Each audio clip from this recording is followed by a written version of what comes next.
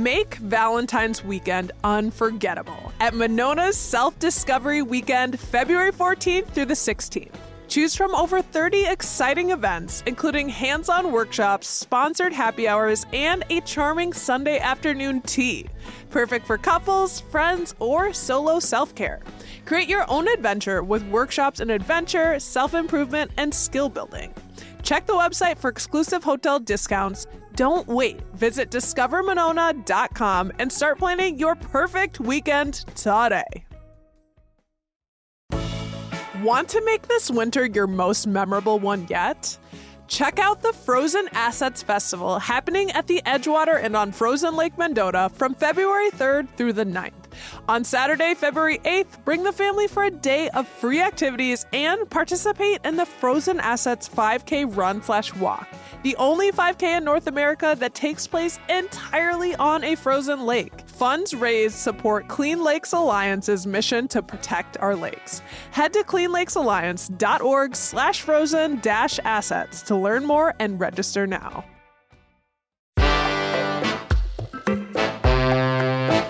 Today on CityCast Madison. Did you catch Wisconsin Democratic Governor Tony Evers' 2025 State of the State address? Last week, Evers delivered his 7th State of the State, where he laid out his administration's priorities for the year before the legislature and the Wisconsin people. It's his roadmap of ambitions for legislation and goals for state government departments and agencies. We asked Captime state government and politics reporter Aaron McGroarty on to help us unpack the speech and understand the key takeaways. It's Tuesday, January 28th. I'm Bianca Martin, and here's what Madison's talking about.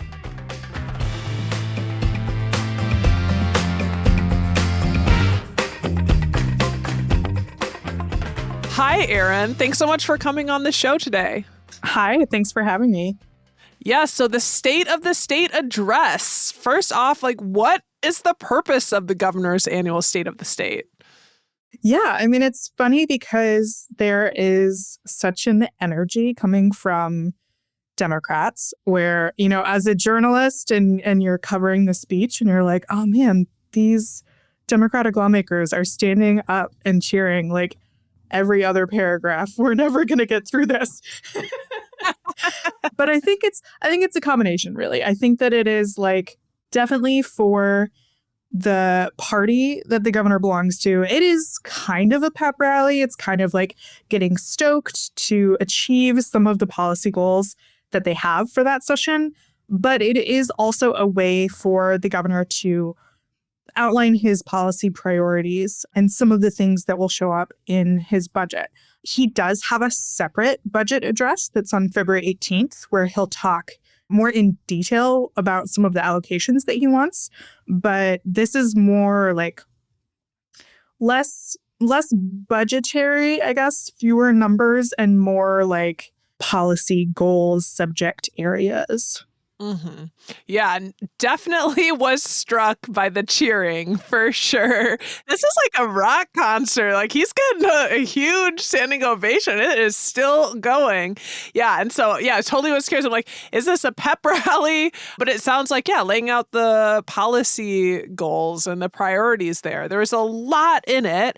And, would you say that this is a pretty significant thing that people are paying close attention to? Or do people tune in more for the budgetary address? I think, honestly, this one is maybe a little bit easier for people to digest. So like I mentioned, the budgetary one is a lot of numbers, and it can be interesting for nerds like me and other political journalists. And it's really important, I think, for lawmakers. But as far as big picture ideas, I think the State of the State is a little more useful in that sense. Yeah, it's definitely values were certainly presented. So let's talk about the priorities that Evers laid out. The big standout from the address, of course, would be him naming 2025 the Year of the Kid. The average Wisconsin elementary student, for example, spends less than 12% of their year receiving direct instruction in the classroom. That means that they probably spend, give or take, about 80% of their time of the year outside of our schools. Folks, the obligation to help address the challenges our kids are facing in this 80% of the time they're not in school falls squarely at the feet of elected officials, including myself, in this building. So tonight, I'm declaring 2025 the year of the kid in Wisconsin because I want everyone here to start taking that important responsibility seriously.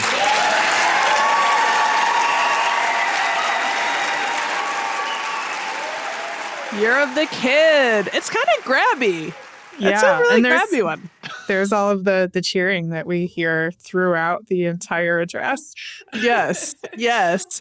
So let's talk about that moniker and like why he gave that and what he shared about what will be marked by the Year of the Kid. Yeah, I mean, it's sort of a fun thing that the governor has done in recent years is sort of pick a theme. So last year was the Year of the Worker, and the year before that was the Year of Mental Health. And so he kind of picks a theme and policies fall within that umbrella. So this one, he focused on childcare funding, which has been a big priority. He focused on education, public education funding. He focused on youth mental health. He brought up violence prevention. So under that sort of moniker were a lot of really broad policy areas, but all kind of fed through the lens of making sure that Wisconsin's kids are doing well. And, you know, just to kind of hop into another major priority point that stood out was talking about gun violence. Of course, we had this horrible shooting in Madison at a school, which was certainly referenced. So, you know, what was he calling for around that in terms of gun violence? Yeah, he did mention the tragic shooting at Abundant Life Christian School during his address, and he brought forward a number of different policy suggestions, unfortunately, most of which probably won't make it through the Republican-controlled legislature. He wants to implement universal background checks. He wants to implement a type of regulation called a red flag law, which allows law enforcement to temporarily take someone's guns away if they're deemed to be a threat to themselves or others. And that's been used in a number of other states. He did mention in his address, actually, that type of law was used to take guns away from a man in California who was in contact with the shooter here in Madison, and he was planning his own attack in California. But because of a red flag law enforcement was able to intervene before something happened. So Evers mentioned that directly as kind of a justification for wanting a law like that. He also mentioned wanting to implement a 48-hour waiting period. And he approached that element also through a mental health lens because, you know, youth mental health was another area that he focused on during the address. But he brought up specifically the tragic suicide of a former lawmaker, Jonathan Brostoff, who died recently in November. And that was a rare moment of universal applause in that chamber. The bipartisan support stopped there. And, you know, I don't think that many of the gun legislation, pieces of legislation that he wants to get through are going to get the necessary support. Yeah, I wanted to ask you and talk a little bit more about bipartisanship in a second, but did flag that was the one time that the whole body stood up and the family members of the lawmaker were there. And one of the family members, she was saying, do something. You know, don't just, I mean, she wasn't saying don't just stand up, but you could tell like she was really emphatically saying, do something. We need action.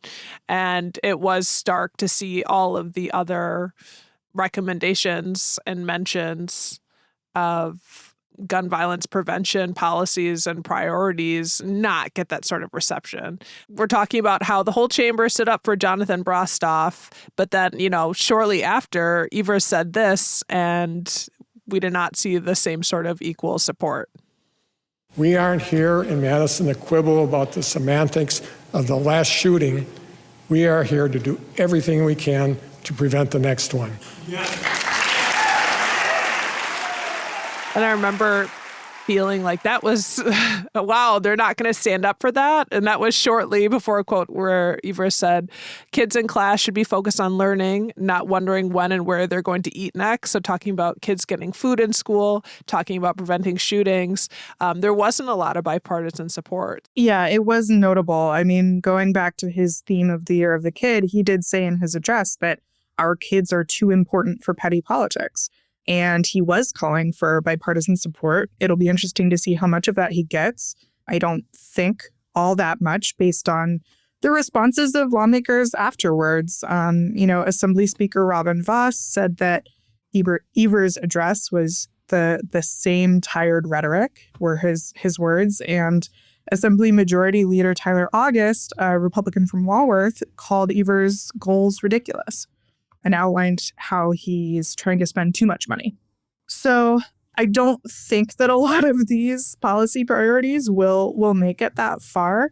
I do think the one area that might get support is looking to improve youth mental health services in school. So after the tragic shooting here in Madison, I asked Assembly Speaker Vos whether he would consider tighter gun regulations. And at that point, he said, and this was, of course, before the session had started and before the State of the State address, he said that he would rather that lawmakers focus on the mental health side of things. So Evers proposed $300 million in this budget that he has yet to release for youth mental health services. And that is peer-to-peer suicide prevention mentoring in schools. It's things like increasing education opportunities and training for teachers and other educators to be better at identifying, I think, behavioral health warning signs or intervening when necessary or making sure that kids are well-resourced. So it'll be interesting to see whether Evers gets the full $300 million. I think that's a really big number from the perspective of a lot of the Republicans, but I think that he will get some movement on that just based on what some of the lawmakers said after the shooting here in Madison. I wanted to highlight, before we move on from gun violence, a moment in the address where Evers choked up talking. And honestly, it was hard to watch. And you mentioned it. It was around the call to return to a 48-hour waiting period before gun purchases. And it was around the conversation of gun suicides. That moment was really challenging. And I think it was a continuation of the conversation about the lawmaker and how many families in Wisconsin have been impacted by that exact situation.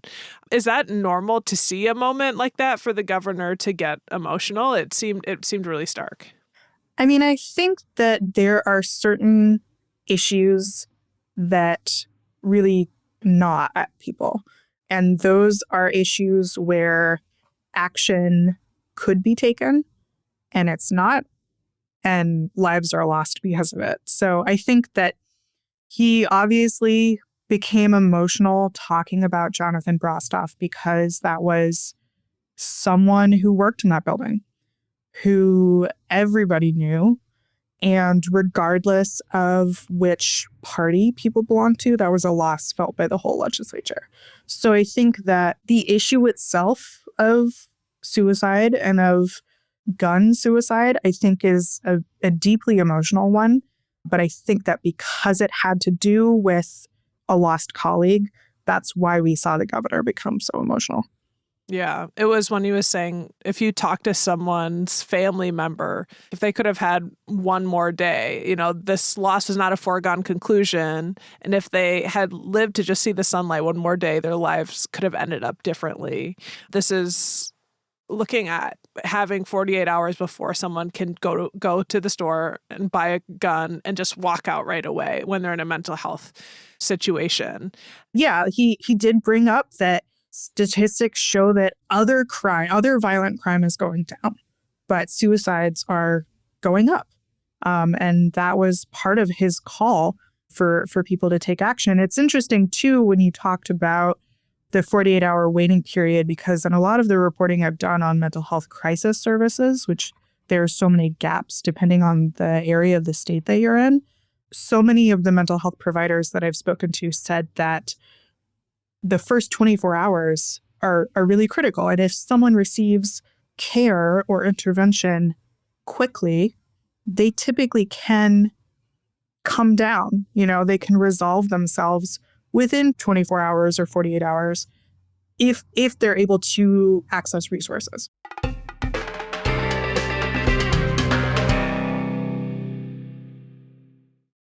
This episode is brought to you by MeUndies. While MeUndies can't totally help your love life this Valentine's Day, they can offer you insanely comfy undies and loungewear to buy or gift. MeUndies has so many awesome Valentine's Day prints and styles. Plus, you can match with your partner, friends, or even your pets. This Valentine's Day, give the gift that'll keep them thinking of you and score huge site-wide savings at MeUndies.com/Spotify. That's MeUndies.com/Spotify. MeUndies. Comfort from the outside in. Talking about mental health, Evers also laid out some of his plans to help make healthcare more affordable for Wisconsinites. Can you talk about what he shared in that arena?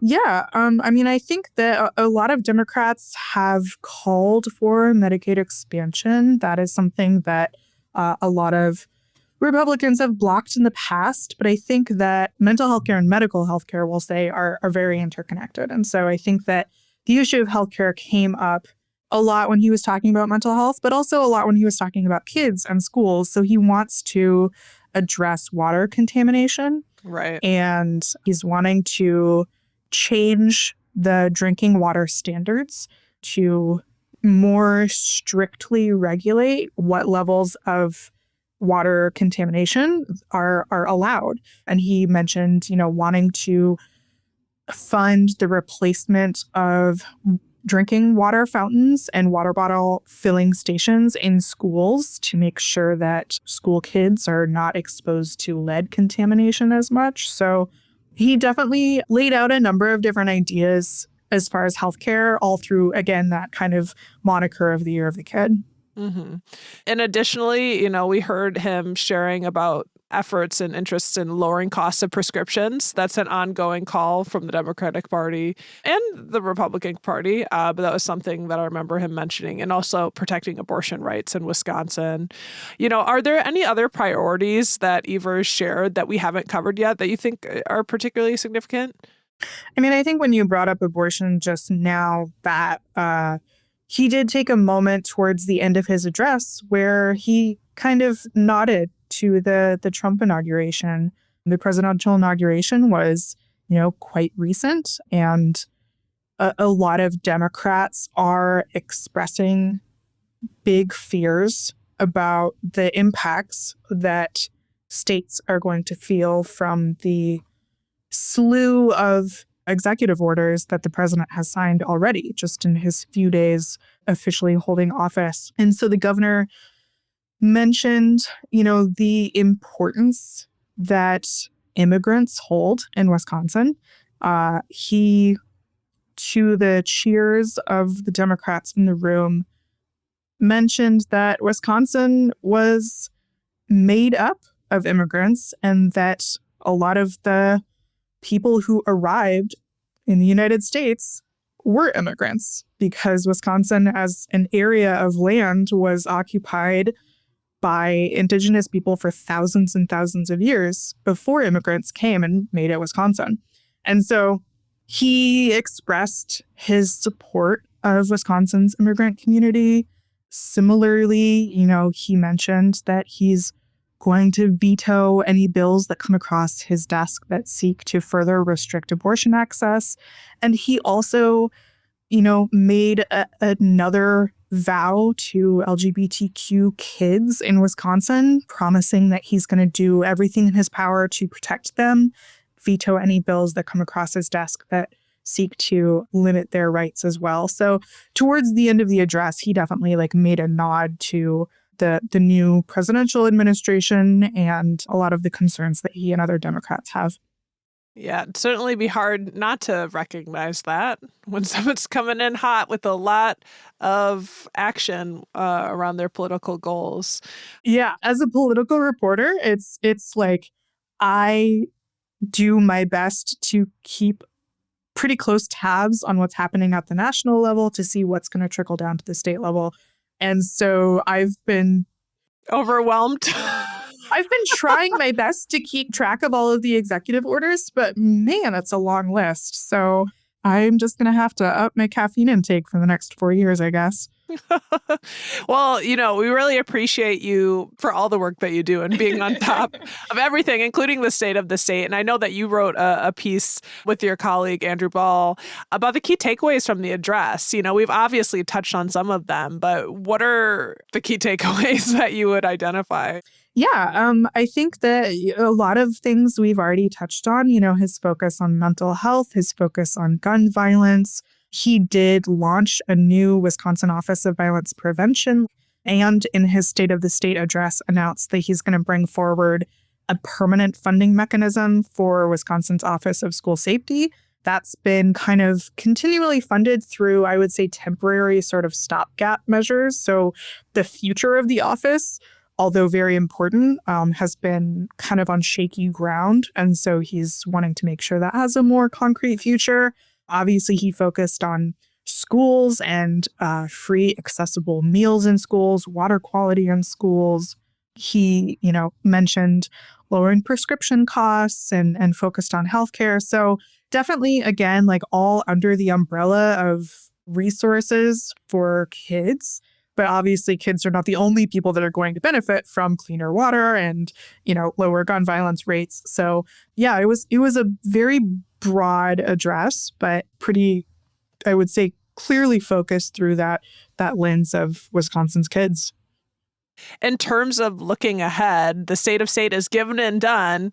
Is the budget address next? Is that what all eyes are on? What are you paying attention to?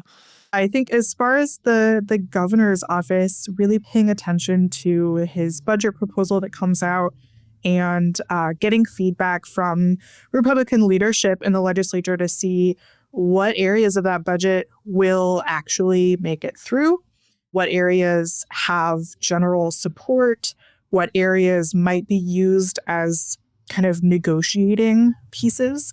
Typically, when you're dealing with a governor that's in one party and legislature that is controlled by another, the budget becomes kind of full of bargaining chips for each party to kind of get elements of policy that they want in there. So there are going to be a lot of changes to the governor's budget proposal, I'm sure, throughout the session before it's actually passed. But that will be definitely really interesting to see what he has in there, because I think the things that he brought forward in his State of the State address were just kind of a peek into the different areas of policy that he wants to prioritize this session. Okay. So it's opening night of the film festival. Basically, yeah. There's a lot more to come. Yeah. So we're all just going to be kind of watching with bated breath. Okay. Well, Erin, we really appreciate you coming on and giving us this recap of the state of the state and going through the key takeaways. We appreciate you so much. Yeah, absolutely. Thanks for having me. That's Erin McRoarty, politics and state government reporter for the Cap Times. If you'd like to read her and her colleague Andrew Ball's piece on key takeaways from the State of the State address, that means you're hungry for more, head to our show notes for that link.